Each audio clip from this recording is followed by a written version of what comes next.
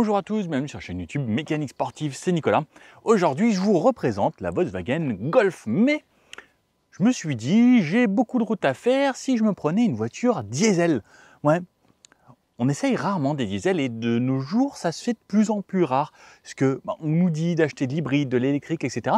Mais le diesel, ça reste quand même une super alternative pour les gros rouleurs. Parce que les gens qui vont faire beaucoup de déplacements, le diesel, on va le voir pendant cet essai. Normalement, on va le faire de Paris jusqu'aux alentours de Bordeaux. Aller-retour plus profiter un petit peu vers là-bas. On va voir les consommations, puisque une hybride, c'est top pour la ville, mais des fois, ça consomme un petit peu plus sur autoroute. Là, on a l'avantage d'avoir un 2 litres TDI. Aujourd'hui, on reparle rapidement de la Golf en général. Je vous représente les caractéristiques, les moteurs différents. Et ensuite, je vous fais un essai sur celle-là, sur une vidéo longue durée sur plus de 1000 km, pour nous faire vraiment un test en conditions réelles. La Golf, ça commence à partir de 32 195 € actuellement sur le site internet. Et la Golf, je pense que c'est un petit peu comme la 911. Il y a tellement de déclinaisons possibles. On a pas mal de finitions. On a la Golf, la Life Plus, la Style que je vous présente aujourd'hui, la Airline, la GTD qui est la diesel sportive, la GTE qui est la sportive hybride, la GTI qui est la sportive essence, la GTI Club Sport qui est la sportive essence plus, et ensuite il y a la Golf R qui est la sportive essence 4 roues motrices avec un petit mode drift, et surtout ils ont sorti une version Golf 8R 20 ans que j'essaye dans quelques semaines.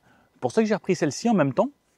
Ensuite on fera la version sportive à 333 chevaux. Ils ont d'ailleurs sorti également une version R333 qui ne sera pas sur le marché français, mais qui était présentée en jaune. Je vais essayer de vous la faire celle-ci parce qu'elle sera quand même hyper rare, 333 modèles dans le monde. Donc comme on peut le voir, il y a pas mal de déclinaisons. Pareil, au niveau des motorisations, on a soit de l'essence avec le 1,5 litre TSI qui fait 130 chevaux ou 150 chevaux. Ensuite, on a le iTSI qui est la version hybride rechargeable qu'on avait essayé sur la chaîne, il me semble, avec le 1,4 litre 150 chevaux. Et les versions TDI, comme aujourd'hui, la 116 chevaux 2 litres TDI ou la 150 chevaux également avec le 2 litres. Ce sera les mêmes moteurs, juste des reprogrammations différentes. Celle que je vous présente aujourd'hui, 2 litres TDI 116 chevaux, 1 0 à 100 en 10 secondes 4, ce qui n'est pas foufou, mais ce qui est largement suffisant pour le quotidien, et une vitesse maximum de 200 km/h, ce qui pour l'Allemagne normalement est suffisant parce que la moyenne en Allemagne, les gens roulent entre 150 et 180. Et ensuite, les versions sportives, ça reste aussi des 2 litres à chaque fois, des 2 litres essence de la GTI à la R. Au niveau des dimensions, elle fait 4,28 m, 1,79 m de large sur 1,48 m de haut. La R, elle fera 1 cm de plus en long et elle fera 3 cm de moins en hauteur. Un petit peu plus large également, il me semble. Au niveau du poids sur cette version diesel, c'est un petit peu plus lourd qu'un bloc essence également. On est sur 1390 kg. On a un coffre de 381 litres. Et un rayon de braquage en 11 mètres 10. La Golf R, elle braque en 12 mètres, puisqu'on a des roues plus larges, donc forcément on peut moins incliner les roues. On a une version style qui est plutôt bien optionnée. On a les feux IQ Lights aujourd'hui qui détourent, feux matriciels, les aides à la conduite de niveau 2, le top du top. Et tout ça dans une version diesel qui va nous permettre d'avoir des consommations plutôt raisonnables. Cette Golf 8, je la trouve très discrète, mais avec ce petit bandeau, ça lui donne un petit côté caractéristique. Donc on a le feu qui part ici sur la LED, hop, et qui revient dans le bandeau jusqu'au Volkswagen, qu'on retrouve également sur toute la gamme ID maintenant. Moi j'aime bien ce long bandeau, ça différencie la voiture, et tout de suite on remarque que c'est une Volkswagen. Ensuite on a les signatures ici également avec la virgule, et ensuite une partie chromée. Les blocs optiques ici en full LED, surtout avec ces IQ Light qui détourent, feu matriciel, etc. sont une option à avoir qui est top, surtout si on roule beaucoup de nuit, parce que ça amène un vrai confort à l'utilisation au quotidien. Le logo Volkswagen ici, en gros, on a les aides à la conduite qui sont inclus dedans avec les radars adaptatifs. Quelque chose de très simple, encore un petit peu de chrome qu'on retrouve sur cette voiture, puisque c'est une voiture plutôt classique. Je la trouve simple, efficace, les lignes ici sur le capot, mais comme on peut le voir, elle existe en version style comme ça, sobre, ou en version Life Plus ou la version Golf de base. C'est une voiture qui est simple, qui est vraiment passe-partout. La Golf quoi. Sur le côté, petit rappel style ici, quelque chose de simple, un petit bandeau chrome sur le bas, vitres surteintées à l'arrière, comme sur quasiment toutes les voitures de nos jours, la petite antenne requin là-haut. De ce côté-là, on mettra du diesel. J'ai plus l'habitude de dire diesel, on utilise tellement peu le diesel de ces derniers temps. 45 litres ici, pareil en version essence. Actuellement, j'ai déjà roulé 100 km avec. Elle m'affiche encore 820 km au tableau de bord. Je vous montre ça après. Consommation moyenne à 4,5 litres pour le moment. C'est plutôt pas mal, surtout en ayant fait pas mal de villes. Au niveau des jantes, on a du 17 pouces aujourd'hui, ça remplit plutôt bien. Le fait d'avoir des jantes pas trop grandes, ça garde un certain confort sur cette voiture, ce qui va être surtout ce qu'on va rechercher avec une Golf, tant qu'on n'a pas une version sportive. Sinon, il y a des jantes jusqu'à 19 pouces, par exemple, sur la Golf R. Des jantes assez jolies sur cette version style, qu'on peut voir sur le site internet, sur le configurateur. Et puis voilà, la simplicité sur cette auto. Sur l'arrière, les feux IQ Light également qu'on retrouve tout de suite, surtout avec cette signature, franchement, les IQ Light, ils ont vraiment travaillé ça, même sur la version ID ou autre. Tout ce qui est nouveau dans le groupe Volkswagen, même chez Audi, chez Skoda, tout ce qui est feux IQ, ils sont au top. Clignotant défilant, bien entendu, vitres surteintées à l'arrière également, le petit essuie-glace bien pratique, un long béquet qui intègre le troisième feu stop, le logo Volkswagen ici en plein centre, on a la caméra de recul qui est intégrée dans le logo Volkswagen, donc hop, il se relèvera comme ça et il nous montrera, alors hop, je l'ai pas fait bien, mais la petite caméra qui est cachée là et qui ressortira, le Golf ici, dans le coffre.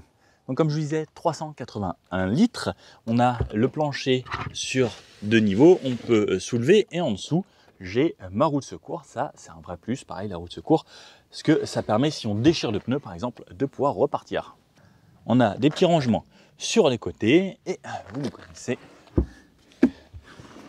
381 litres, le Nico rentre sans problème. On a une plage ici en rigide, on a la banquette qui se rabat en 40-60 et une trappe à ski au milieu. Allez, je vous remonte rapidement à l'intérieur avant de partir pour cet essai. Allez, allons à l'arrière de cette Golf. Donc je rentre plutôt facilement et oh, je tombe dans ces sièges qui m'invitent tout de suite à... Je lève mon appuie-tête. L'appuie-tête est confortable, ça c'est un plus parce que toutes les voitures ne sont pas confort. Ma portière ici. Alors, vitre surteintée, partie plastique tout en haut, on a quand même le bandeau LED ici qui est personnalisable sur l'arrière, un coudoir ici en tissu et une partie plastique sur tout le reste des plastiques durs et simples. La coudoir de ce côté-là, avec la languette en tissu. Je suis bien assis, sont quasiment à la même hauteur. Donc ça veut dire que je suis bien assis, je suis bien droit. Les sièges maintiennent énormément, on dirait presque des sièges de R. On a la trappe à ski ici qui me permet d'aller dans le coffre et chercher ce dont j'ai besoin. Franchement, les sièges maintiennent super bien. Et en plus, c'est cette texture qui ressemble un petit peu à de l'Alcantara, cette sorte de velours ici, très agréable. Et vraiment un très bon maintien. On a toujours les deux poches ici sur le haut et les poches en bas. Il y a vraiment du rangement. On a une climatisation 3 zones, donc à l'avant on est en bizone plus un trizone sur l'arrière ici où je peux régler ma température et je vais pouvoir sélectionner ma direction et 2 ports USB-C ici en bas au-dessus du gros tunnel central puisque effectivement il y a la version Golf 8R qui a une transmission 4 roues motrices avec l'arbre de transmission qui traverse ici. Donc les places sur le côté on est bien, au niveau de la tête je suis large. 2 éclairages LED sur le haut, j'ai de la place au niveau des genoux. Par contre pour passer ici, il faut vraiment bien enjamber et au milieu, j'ai de la place pour la tête, j'ai de la place encore pour les genoux. Le dossier est plus dur puisque c'est cet accoudoir, mais c'est vraiment pas inconfortable. Les pieds, il faudrait que j'écarte un petit peu les pieds parce qu'il y a les rails, donc je pourrais pas passer les pieds tout droit. Et si je monte les pieds ici, je vais pas y arriver parce que j'ai mis mon téléphone ici. Je suis plus très souple moi. Et là on peut voir que non. Donc il faudra laisser ses pieds en bas, mais comme il y a de la place quand même sur les côtés, on sera pas mal. On a fixation top laser Isofix sur le siège avant passager et les 2 sièges arrière sur les extrémités. Bon allez, je vous montre à l'avant et ensuite, allez, allons découvrir l'avant. Des poignées type frigo comme on peut le voir sur les côtés et on a le petit bouton pour verrouiller directement quand on a la clé dans la poche. Alors là elle sonne parce que elle n'est pas contente, je lui avais allumé les lumières, je ne l'ai pas mis en mode auto. Et je vais laisser le contact. Allez, donc on a des sièges ici électriques. J'ai un siège électrique seulement pour moi. Le siège passager, lui, est mécanique. Donc on tirera à 100 rails. Comme ça, je vous amène ici au maximum. Donc on peut le voir, hein, je peux être très très grand. je touche quasiment plus les pédales. Je viens fermer ma portière ou j'ai même mon petit parapluie Volkswagen, ça c'est super sympa.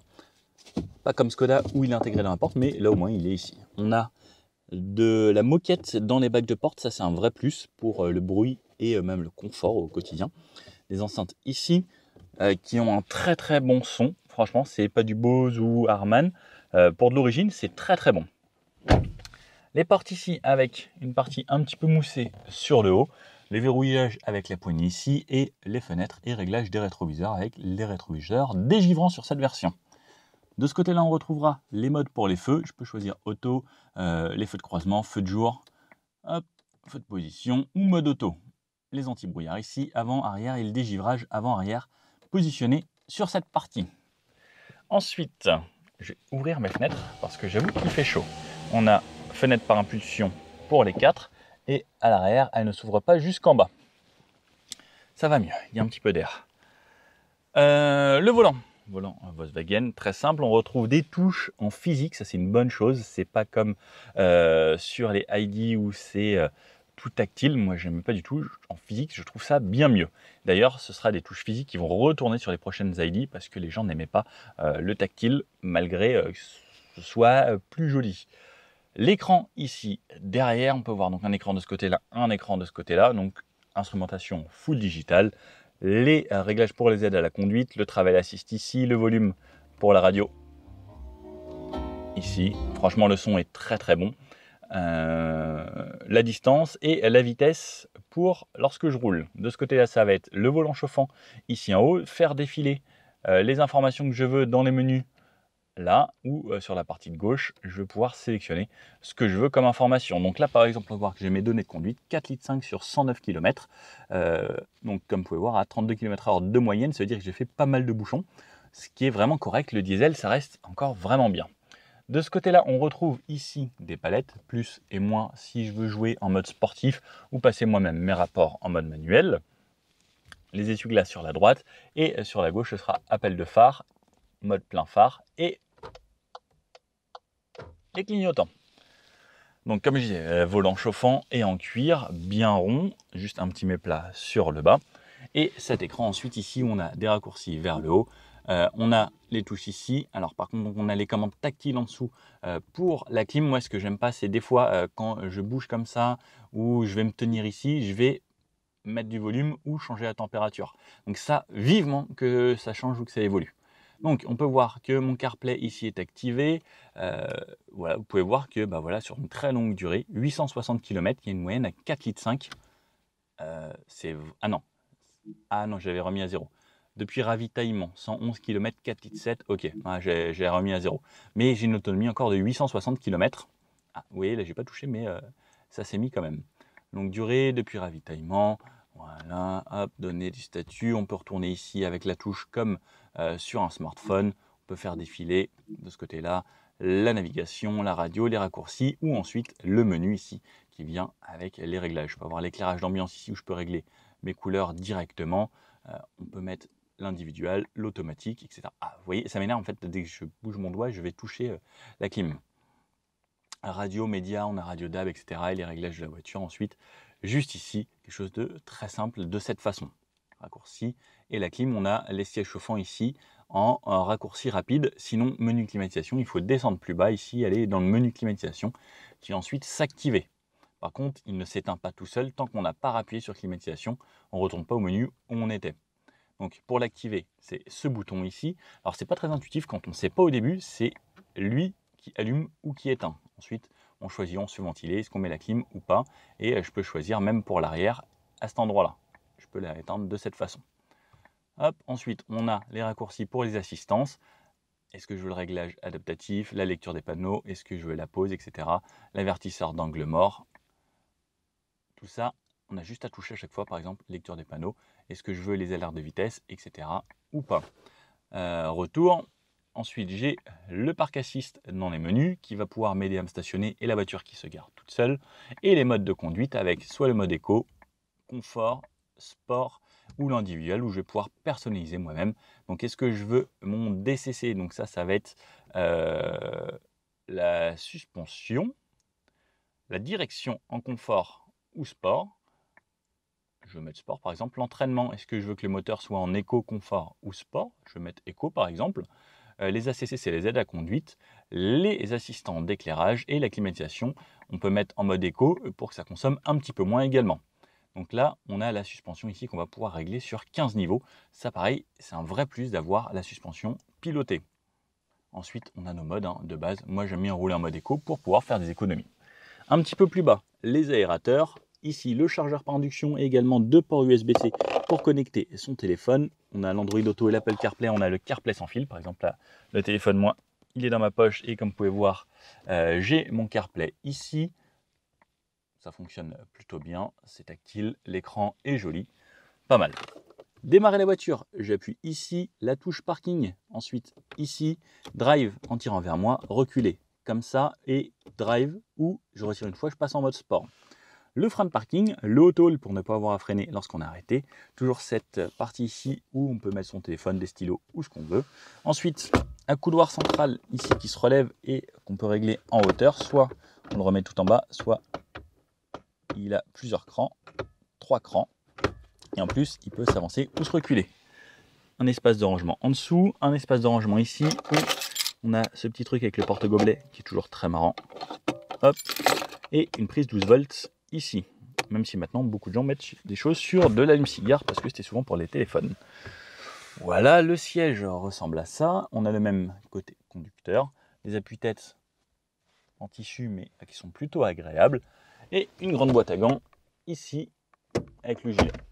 Une partie ici en plastique mais qui donne un effet métallique brossé et une partie tout sur le haut en plastique moussé, confortable et un affichage tête haute. Alors je ne sais pas si vous pouvez le voir là, avec l'affichage tête haute ici.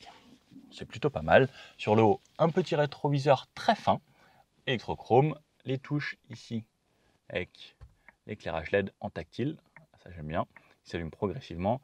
Si je veux allumer les deux en même temps ici et même ceux de l'arrière. La maintenance, si j'ai un problème, enfin c'est l'assistance ici, l'information et est-ce que je veux que ça s'allume ou pas quand j'ouvre la porte. Ici, mon petit miroir avec mon éclairage LED bien blanc, des poignées pour tout le monde, là-haut des micros pour quand on parle au téléphone. Et puis voilà, je pense qu'on a fait le tour. C'est parti, on va rouler. Donc vous allez voir là, je commence la vidéo dans Paris, ça m'affiche 720 km et en fait là j'ai roulé, ça m'affiche 860 km.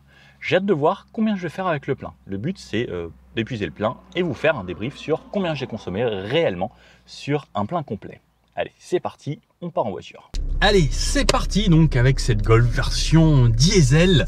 Là elle m'indique 760 km d'autonomie. Bon, c'est pas trop mal.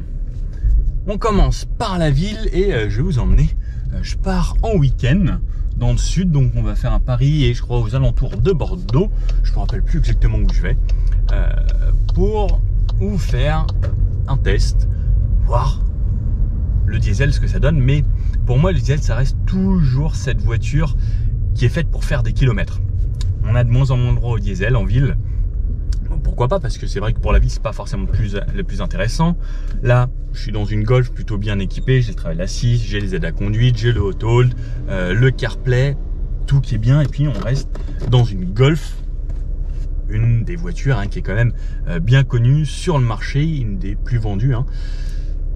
Et bah, on a tout ce dont on a besoin en fait, et en toute simplicité. On a des matériaux corrects franchement un petit peu partout. Et puis une Golf, effectivement le look a pas mal changé ces derniers temps. Je sais pas si là on est à la Golf 8, il y aura une Golf 9 qui sera encore thermique, parce qu'on passe quand même de plus en plus à de l'électrique. Mais après il y a la ID3 qui est, on va dire, la Golf électrique, qui est aussi sympathique, qui a été renouvelée en plus là il y a très peu de temps. Je vous ai fait l'essai d'ailleurs. Mais le diesel, alors ouais, ça a ce bruit caractéristique du diesel. Moi je trouve pas ça inconfortable. Et normalement on a le start and stop. Alors là je l'ai pas parce que j'ai la climatisation. La climatisation, bon, on a toujours ces touches ici en tactile. Là la climatisation, je l'ai tente comme ça, donc on a nos raccourcis ici. Alors je trouve ça un petit peu dommage toujours que ce soit pas plus simple. Même au niveau de la ventilation et autres, qu'il faille aller dans le menu climatisation pour pouvoir aller régler la vitesse où est-ce que je veux me faire ventiler, etc. Encore heureusement que c'est pas tout comme sur une Tesla par exemple, alors là où je suis un peu moins fan, mais j'aime bien que par exemple j'ai mon GPS et que ça m'enlève pas le GPS pour la clim. Après on peut juste régler la température. Après il y a des gens qui aiment bien le mode auto, moi j'aime bien que la climatisation soit toujours au plus bas. Ça dépend un petit peu de chaque personne, mais ça le tactile, j'espère que ça va réévoluer un petit peu à l'avenir et qu'on pourra régler par exemple au moins le débit, parce qu'on a le volume ici au milieu. J'aurais peut-être préféré que ce soit la vitesse de ventilation. Allez, ça roule. On a la boîte automatique, hein, bien sûr, la DSG qui est très agréable. Alors là, dans Paris, à chaque fois, c'est les bouchons. Rouler dans Paris, c'est un vrai calvaire.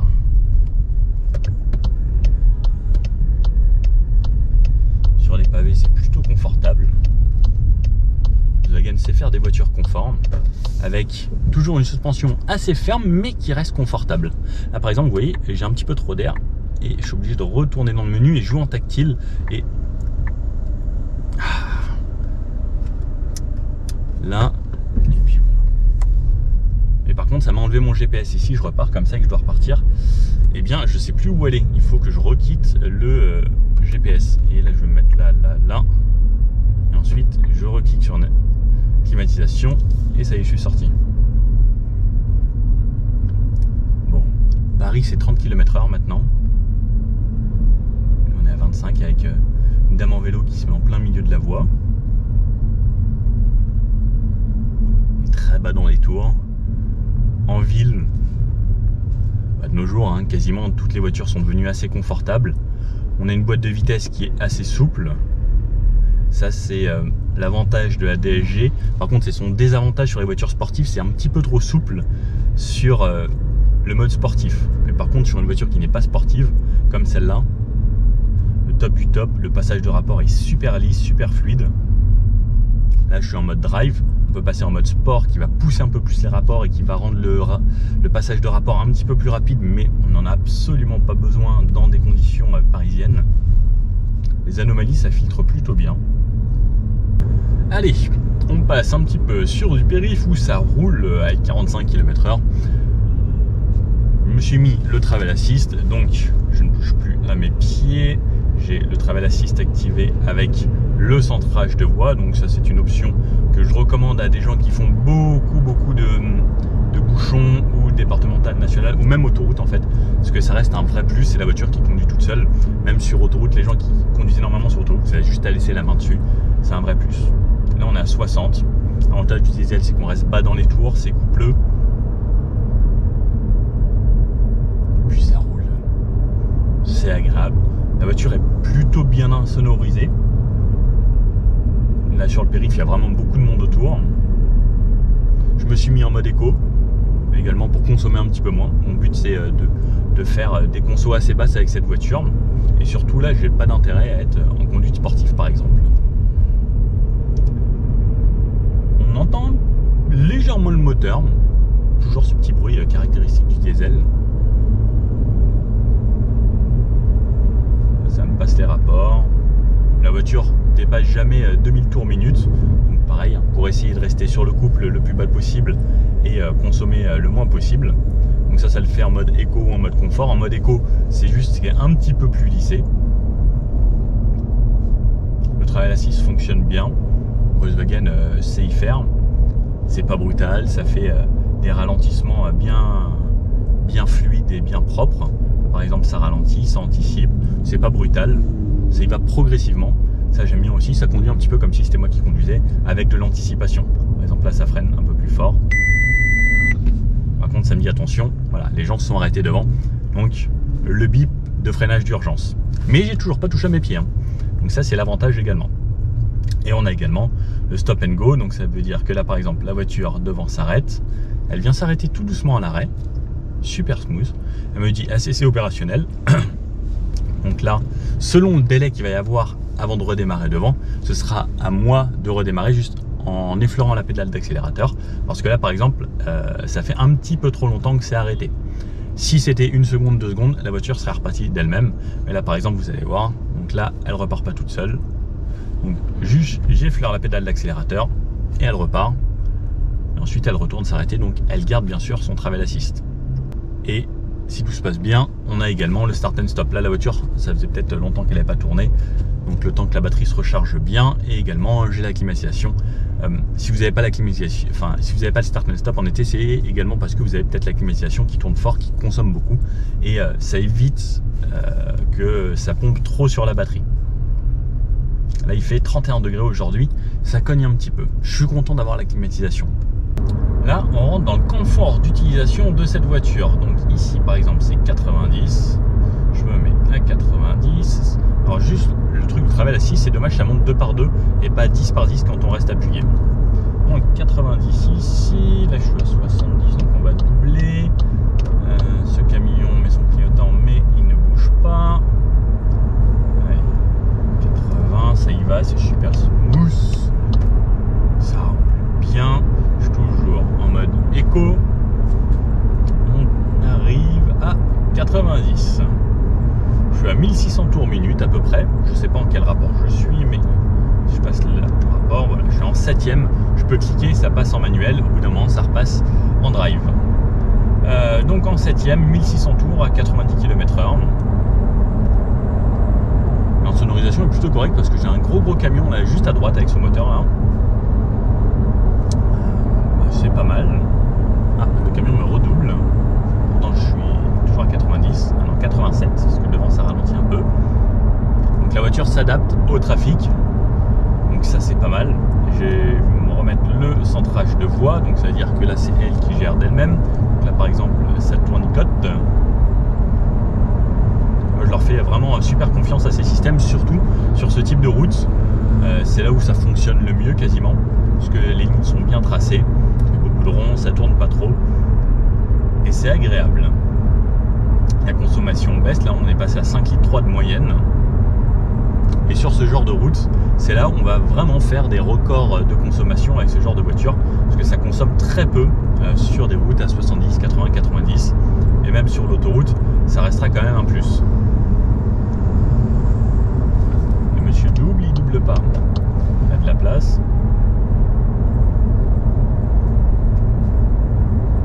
Et sur un goudron propre, c'est franchement très agréable.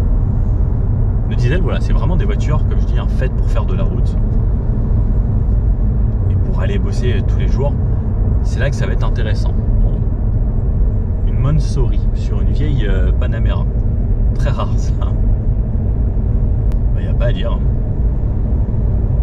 90 sur ce genre de goudron.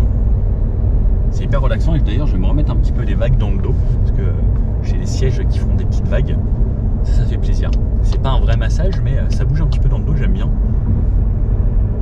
J'avais il y a quelques temps la Mercedes SL avec les vrais massages. Oh, ça fait plaisir. Mais c'est là qu'on voit qu'il y a quand même des mondes différents entre les voitures. Parce que la SL c'était 220 000 € pour un petit moteur 2 litres.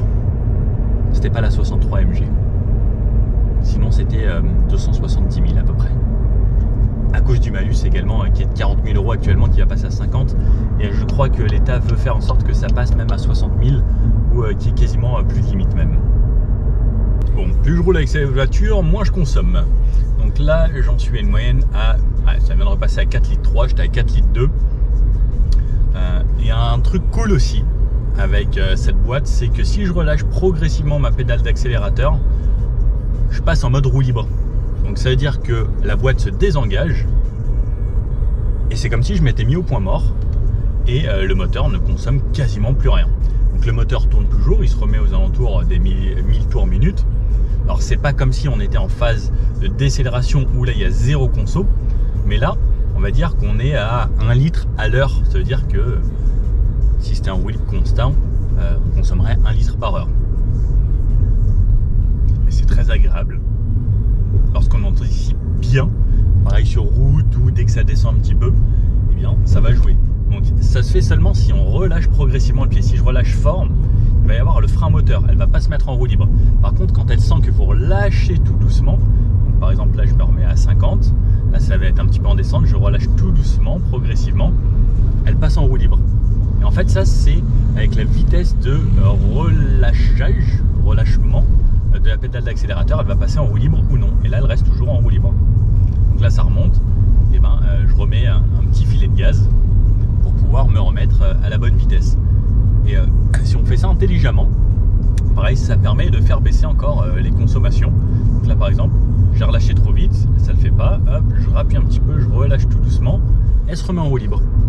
Donc il faut juste y penser, ne pas relâcher le pied trop vite pour pas passer en freinage. Et pareil, si je commence à freiner, elle réengage pour pouvoir me faire un petit peu de frein moteur également. Et ensuite, on va aller jusqu'à l'arrêt. Désolé, je n'ai pas coupé totalement la radio. Et à l'arrêt, tant que la voiture a pas mal tourné, il y a le start and stop qui s'active.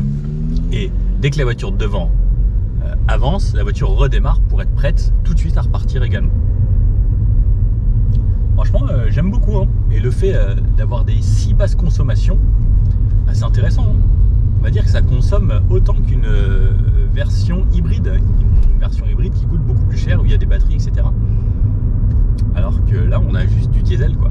Le diesel, ça reste, pour moi, hein, ce qui se fait de mieux niveau consommation. C'est avec le diesel qu'on va le plus loin. C'est des voitures qui tiennent le mieux. Moi, je roule avec une Citroën Saxo diesel. Elle a 300 000 km. Et elle tourne nickel et je consomme 3,5 litres au 100. C'était une petite voiture légère, petit moteur, voiture légère, donc forcément, je fais 1200, 1300 km avec le plein. Et là, c'est intéressant. Et pareil, là, depuis tout à l'heure, comme je vous avais dit tout à l'heure, on avait pris, il y avait 760 affichés. Là, j'ai fait une cinquantaine de kilomètres et elle m'affiche 820. Donc, je pense qu'avec cette voiture, si c'était ma voiture perso, je pense que je pourrais arriver facilement à faire 1000 km avec le plein. Et quand il y a besoin, ça relance quand même assez bien. Bon, j'ai retrouvé ma petite chérie pour partir en vacances. Donc on va se faire en gros 500 km. C'est coucou aux gens. Coucou, c'est Ophélie. Donc en gros 500 km. Là on a déjà refait 100 km depuis ce matin. On est sur la N20, donc en gros de Paris jusqu'à Orléans. On a fait 100 km. Moyenne toujours à 4,5 litres au 100 km. Et quand je suis parti de Paris, je crois que le compteur indiquait 760 km. Là, j'ai réalisé 200 km et il m'indique maintenant 910 km. Donc plus on roule, plus il nous dit qu'on peut rouler. C'est pas mal. C'est plutôt pas mal. Vive le diesel. Donc ça, c'est vraiment le gros avantage des voitures diesel, c'est que ça consomme très peu. J'étais remonté à 4,7 litres quand j'avais fait un petit peu de ville. Et là, on va se diriger vers l'autoroute, on va choper la 10 et ensuite direction vers Bordeaux. Et on va voir ce que ça donne, bien sûr, hein, je vous reprends sur l'autoroute parce qu'on n'avait pas fait le bout à 130. Je vous refais un petit bout à 130, vous donnez à peu près les consommations. Mais lorsque je suis sur des petites routes à 90, je suis entre 3 et 4 litres à peu près en conso instantané, ce qui est plutôt pas mal. Bon allez, on arrive sur de l'autoroute, donc voie d'insertion. Il y a beaucoup de camions. Ça arrive derrière. Et allez, Kendin. Donc 116 chevaux aujourd'hui. C'est pas un foudre de guerre, mais ça se déplace. Allez, là par exemple, il faut vraiment l'emmener haut dans les tours. Ce qui est bien aussi un diesel, il faut lui faire de temps en temps, hein, monter un petit peu dans les régimes pour justement ne pas que ça s'encrasse de trop. Et on arrive à 130. 130, donc forcément, régulateur, travel assist. Et je me refais conduire. Ça, c'est pas mal. Hein. Comme ça, je peux regarder ma chérie. Peut-être vos yeux, tu sais. Donc à 130 km/h, on entend forcément un petit peu le moteur.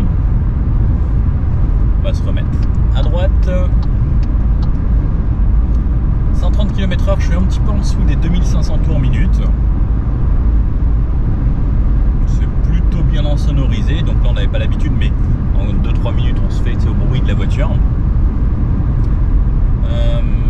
Ça me donne une consommation en légère montée à 5,8 litres.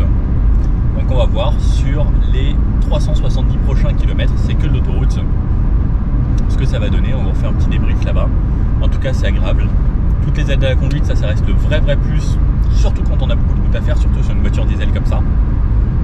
Là, ça met, là on retourne à plat, 4,9 litres. J'ai hâte de voir vraiment ce que ça donne sur un long trajet. 4,3 litres même là, parce que ça redescend un poil. Ça, c'est ce qu'on peut pas retrouver même avec une voiture hybride. Souvent, les hybrides, c'est des petits moteurs qui sont assistés pour la ville, les petites nationales et autres, donc c'est top. Par contre, pour de l'autoroute, souvent, les hybrides, ça consomme encore un petit peu plus. Ou les hybrides rechargeables sur autoroute, c'est le pire, puisque justement, on trimballe 200-300 kg supplémentaires, ce qu'on n'a pas avec un diesel, parce que c'est vraiment étudié pour faire de la route. Donc, je vous reprends au bout des 370 km pour faire un petit débrief et voir ce que ça donnait niveau conso. Parce que là, on a quand même pris une voiture diesel pour faire de la route et faire des économies. Et ça m'affiche toujours 900 km. J'ai hâte de vous refaire un petit débrief sur la fin. Travaux sur la route lorsque on va refaire le plein. C'est 90 ici. Comment on passe d'un 130 à 90? Bon, après avoir pas mal roulé, me voici donc arrivé 606 km. Regardez, je ne sais pas si vous pouvez bien le voir ici. 606 km, moyenne à 4,6 litres. Donc franchement, niveau consommation, le diesel, ça reste encore toujours ce qu'il y a de mieux. Je vais couper la clim pour que ça fasse pas trop de bruit. Mais 4,6 km, c'est franchement parfait. Il me reste encore 460 km d'autonomie après avoir parcouru 606 km. Donc je pense que les 1000 km, on peut les atteindre facilement, ce qui est quasiment impossible avec une voiture essence. Donc le diesel, on voit que c'est quand même beaucoup mieux. Moi, je suis arrivé, malheureusement, il fait pas très beau ici. On est le 15 juillet. Et voilà, c'était très cool en tout cas. Il me reste plus qu'à faire le retour, mais je pense qu'on tient facilement les 1000 km. Donc, n'hésitez pas à me dire ce que vous en pensez. Est-ce que vous êtes toujours essence ou diesel? Malheureusement, le diesel est contraint par la législation, les ZFE, etc. Parce que ça reste quand même, là-bas, on peut le voir, une vignette 2. Donc comme c'est une vignette 2, dans quelques années, il n'aurait plus le droit de parcourir les grandes villes. Ça, c'est vraiment très embêtant, puisqu'on voit que niveau consommation, ça consomme quasiment rien. Effectivement, il y a des NOx, etc. Des petites particules fines qui sont différentes de ce qu'il y a sur une voiture essence. Mais au final, ça reste ce qu'il y a de plus économique, les voitures diesel. Moi, je roule avec une vieille Citroën Saxo diesel de 1998 et je fais du 3,5 litres de moyenne. C'est imbattable. Et là, faire 4,5 litres en gros de moyenne avec celle-ci, c'est vraiment hyper intéressant avec tout le confort, avec la clim qui a tourné tout le long du voyage, tout le temps parce qu'il s'est monté jusqu'à 34 degrés. Donc pour moi, le diesel, ça reste quand même une très bonne force. Et j'ai même pas fait gaffe, j'ai mis même le petit t-shirt Volkswagen. Bon, si vous avez aimé cette vidéo, le petit pouce bleu comme ça, n'hésitez pas à vous abonner, on est bientôt 100 000 sur la chaîne. Et dites-moi si vous voulez que je fasse d'autres vidéos. Est-ce que ça vous tente de faire d'autres vidéos diesel ou est-ce que vous êtes plutôt essence, hybride rechargeable ou 100% électrique? N'hésitez pas à me le mettre dans les commentaires. Plutôt quel type de véhicule et quelle motorisation. Allez, à bientôt pour une prochaine vidéo. Ciao!